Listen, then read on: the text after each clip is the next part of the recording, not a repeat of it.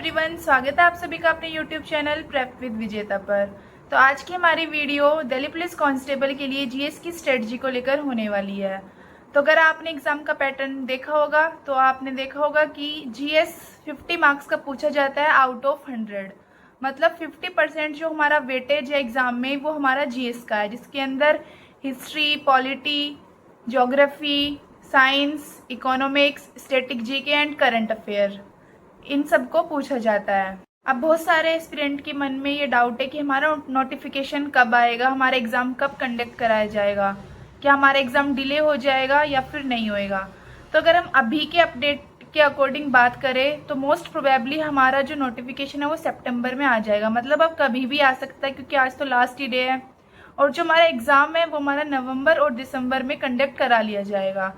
तो अगर हम मोटा मोटा हिसाब लगाए तो हमारे पास अभी सितंबर कंप्लीट है, अक्टूबर एंड हम नवंबर मिड तक की बात करते हैं। मतलब हमारे पास अप्रोक्स 75 डेज है। तो हमें अभी से ही सिर्फ कि हमारा ये मान के कि हमारा नवंबर मिड में ही एग्ज़ाम होगा और अपनी प्रिपरेशन में लग जाना है। अगर हमारा एग्ज़ाम डिले हो जाता है तो वो हमारे लिए प्लस पॉइंट होएगा। हमारे रिवीजन के लिए हमें ज़्यादा टाइम मिल जाएगा, मॉक के लिए हमें ज़्यादा टाइम मिल जाएगा। तो हमें ये दिमाग में बिल्कुल भी नहीं सोचना कि क्या पता हमारा एग्ज़ाम डिले हो जाए। हम तो जब स्टडी करेंगे जब हमारा नोटिफिकेशन आउट हो जाएगा। हमें अभी से ही लग जाना है अपनी प्रिपरेशन के लिए।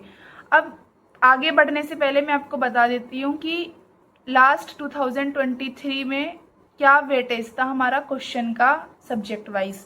तो अगर मैं सबसे पहले हिस्ट्री की बात करूँ तो 7 से 8 क्वेश्चन पूछे गए थे, पॉलिटी 7 से 8 क्वेश्चन, ज्योग्राफी 5 से 6 क्वेश्चन, हमारा साइंस 3 से 4, इकोनॉमिक्स 2 से 3 और जो स्टैटिक जीके है उसमें 15 क्वेश्चन।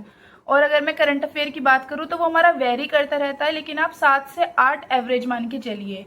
अब अगर हम इडिक्विटी का पैटर्न के अकॉर्डिंग बात करें तो उसमें वो करंट अफेयर पर ज़्यादा फोकस कर रहा है। तो हमें ये नहीं करना कि हम स्टैटिक जीके को हटा देंगे और सिर्फ करंट अफेयर पर ही फोकस करेंगे। हमें दोनों को इक्वली करके चलना है। अब हमें इसमें खुद अपने अकॉर्डिंग देखना होगा कि हमें कौन सा सब्जेक्ट पहले पसंद है। जैसे साइंस स्टूडेंट को साइंस इजी लगेगा, कॉमर्स वालों को इकोनॉमिक्स इजी लगेगा। तो अगर हम बात करें, अगर हमने हिस्ट्री, ज्योग्राफी, पॉलिटी, अपना स्टैटिक जीके और करंट अफेयर हमने अच्छे से कर लिया तो हमारा 80% जो सिलेबस है वो कंप्लीट यहाँ से हो जाएगा। मतलब हम 35 से 40 मार्क्स स्कोर कर लेंगे सिर्फ इन्हीं सब्जेक्ट से। तो हमारा फर्स्ट टारगेट होएगा हम इनको अच्छे से कंप्लीट करें। फिर जो टाइम बचता है तो जो साइंस वाले हैं वो अपना साइंस पोर्शन को कंप्लीट कर लेंगे और जो कॉमर्स वाले हैं वो अपना इकोनॉमिक्स को कंप्लीट कर लेंगे, तो वो प्लस पॉइंट हो जाएगा। लेकिन पहले तो हम इन्हीं की बात करेंगे कि इनको हमें कंप्लीट करना है। अब हमें कंप्लीट कहाँ से करना है, तो सिलेबस कंप्लीट करने के लिए 2 बुक मैं आपको सजेस्ट कर रही हूँ।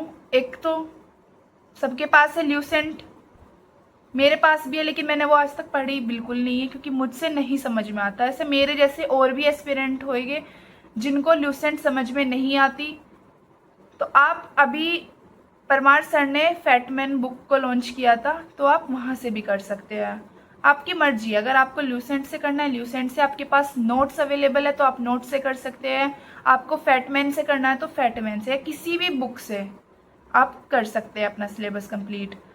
अब जैसे आप कोई टॉपिक कर रहे हैं, मान लीजिए आप सोलर सिस्टम कर रहे हैं, बुक से कर रहे हैं, वो समझ नहीं आ रहा तो आप प्लेलिस्ट से कर सकते हैं वीडियो के थ्रू, या तो आप एफआरबी से कर सकते हैं परमार सर की, या फिर आप नवीन सर की प्लेलिस्ट से कर सकते हैं, या फिर आप क्रेजी जी के ट्रिक नाम से एक चैनल है वहाँ से भी अपने टॉपिक को कवर कर सकते हैं। इंडोलॉगस नाम से भी एक चैनल है, आप वहाँ से भी कर सकते हैं। तो आपको अपना ऐसे सिलेबस कंप्लीट करना है। अगर आप ये कि साथ के साथ कॉन्सेप्ट चल रहा है, पीवाईक्यू चल रहा है और सेक्शनल मॉक चल रहा है, अगर आप ये पूरा 75 डेज तक फॉलो करते हैं तो डेफिनेटली स्कोर होएगा। अब नेक्स्ट है हमारा कि क्या हमें सारा पढ़ना है, क्या हमें ज्योग्राफी के सारे चैप्टर करने हैं। नहीं, मैं एक इम्पॉर्टेंट लिस्ट प्रोवाइड करा दूंगी, आपको बस वो ही टॉपिक करने हैं। स्टैटिक जीके और करंट अफेयर के जो मिला के कम से कम 20 टॉपिक है बस। आपको अगर आपने वो अच्छे से कर लिए तो उनमें से आपका स्कोर कहीं नहीं जाने वाला, आप फुल स्कोर ज़रूर करोगे। बट हाँ, उन 20 को अच्छे से करना है लगन के साथ। अब इस वाले के भी मैं इंपॉर्टेंट टॉपिक्स को प्रोवाइड करा दूंगी, बस हमें वो ही करना है। अगर हमने वो कर लिया तो हमारा 35 से 40 स्कोर इजीली आ जाएगा। जैसे आपका सिलेबस कंप्लीट होएगा तो अब नेक्स्ट पॉइंट क्या आता है हमारा कि हमें PYQ अटैम्प्ट करने हैं। तो आप PYQ को कहाँ से अटैम्प्ट करेंगे? आप किरण पब्लिकेशन की ये वाली बुक ले सकते हैं जो कि कम्प्लीटली AI बेस्ड है। और जिन बच्चों ने फैटमैन ली है तो वो लिटिल बॉय को भी ले सकते हैं, उसके साथ आप वहाँ से भी क्वेश्चन कर सकते हो। दोनों ही अच्छी बुक है। अब आपने PYQ कर लिया या फिर आपके पास कोई भी बुक है, मैं इन दोनों को ही नहीं कह रही, आपके पास जो भी बुक है जो PYQ बेस्ड है आप उन वहाँ से आपको टॉपिक किया सोलर सिस्टम, उसके क्वेश्चन अटेम्प्ट किए। ऐसे आपका सिलेबस भी कंप्लीट होएगा और आपका PYQ भी कंप्लीट हो जाएगा। आपको ये दोनों चीज़ें करनी है।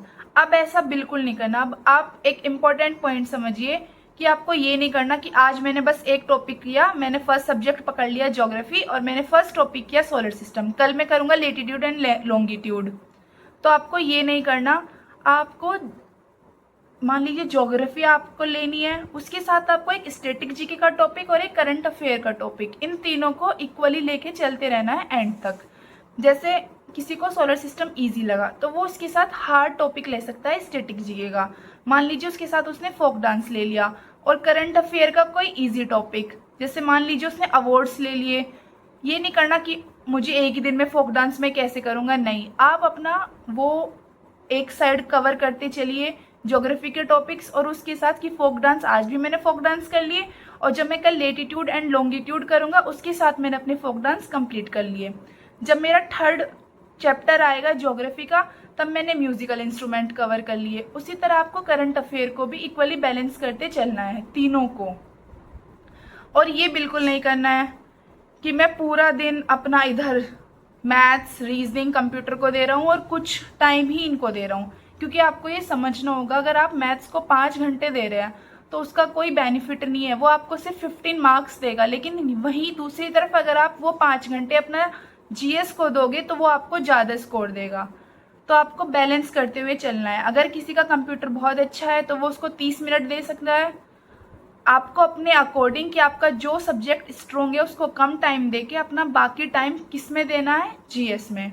तो यहाँ से आपको करना है। अब हमारा नेक्स्ट पॉइंट क्या है कि आपको सेक्शनल मॉक देना है GS का डेली बेसिस पर। आपको मैंने पहले भी बताया था, मैथ्स की वीडियो में भी मैंने ये बोला था कि आपको सेक्शनल मॉक देना है, रीजनिंग की में भी यही बोला था और कंप्यूटर की में भी आपको सब में सेक्शनल मॉक देना है, क्योंकि फुल स्कोर लाने के लिए GS में बहुत मेहनत भी करनी पड़ेगी और सारा ही पढ़ना पड़ेगा कि भाई बैठ जाओ अभी से ही सारी ल्यूसेंट को पढ़ने लग जाओ, फिर सारे PYQ करने लग जाओ। इतना हमारे पास टाइम नहीं है। हमें अपने टाइम के अकॉर्डिंग चीज़ों को बैलेंस करके चलना होगा। तो जो मैं इंपॉर्टेंट लिस्ट प्रोवाइड कराऊंगी बस आपको वो करनी है, उससे बाहर कुछ नहीं जाने का। अगर आपको 35 से 40 मार्क्स इजीली आ जाएगी अगर आपने वो मेहनत से कर लिया। बाकी रीजनिंग की और मैथ्स की और कंप्यूटर की मैंने वीडियो ऑलरेडी अपलोड कर दी है, तो आप उसको चेक कर सकते हैं। और एक बात और मैं कहना चाहूँगी, मैंने पहले बोला था कि हम टारगेट सीरीज स्टार्ट करने वाले हैं अपने चैनल पर, बट वो कल से स्टार्ट होएगी, क्योंकि मैंने बताया था कि हमें कुछ भी टारगेट शुरू करने से पहले एक राइट स्ट्रेटजी की रिक्वायरमेंट होती है। तो आज ये हमारी लास्ट वीडियो है जिसमें मैंने GS को भी कवर कर दिया है। अब हम कल से अपना टारगेट स्टार्ट करेंगे 75 डेज चैलेंज। तो अगर आपको ये वीडियो अच्छी लगी हो तो प्लीज़ चैनल को सब्सक्राइब कर देना, वीडियो को लाइक कर देना एंड चैनल को शेयर कर देना। Thank you.